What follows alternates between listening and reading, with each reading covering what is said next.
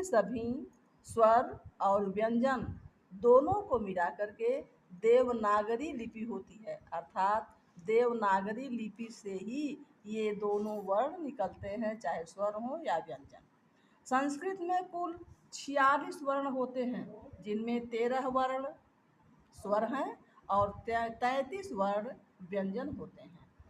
वर्ण भाषा की वह इकाई है जिसके और खंड नहीं हो सकते, इसीलिए इसको अक्षर भी कहा जाता है।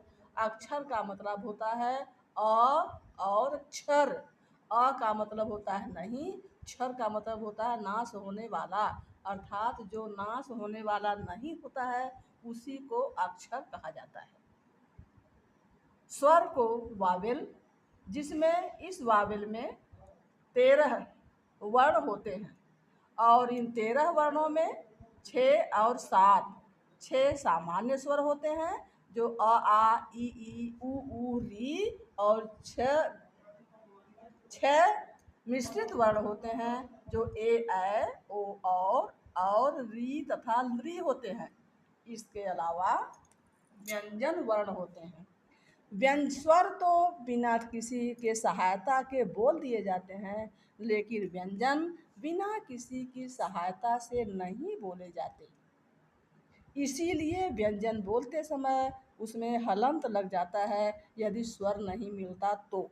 जैसे क, ख, ग, और अगर स्वर मिल जाता है तो क, ख, ग आदि हो जाता है।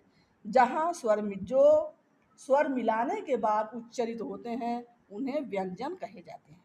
व्यंजन स्वर के बिना अधूरा होता है, वह हलंत से ही पूरा रहता है। उसके अलावा अगर स्वर मिल जाता है तो उसका हलंत हट करके व्यंजन पूरा हो जाता है।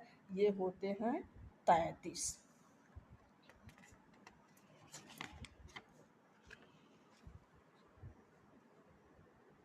इसके अलावा अनुस्वार और विसर्ग भी होते हैं, जो कि अनुस्वार चंद्र बिंदु होता है और विसर्ग सामने 2 बिंदु होता है। ये दोनों इसमें काउंट नहीं किए जाते, जोड़े नहीं जाते। इसके अलावा संयुक्त स्वर छ, त्र, ज्ञ।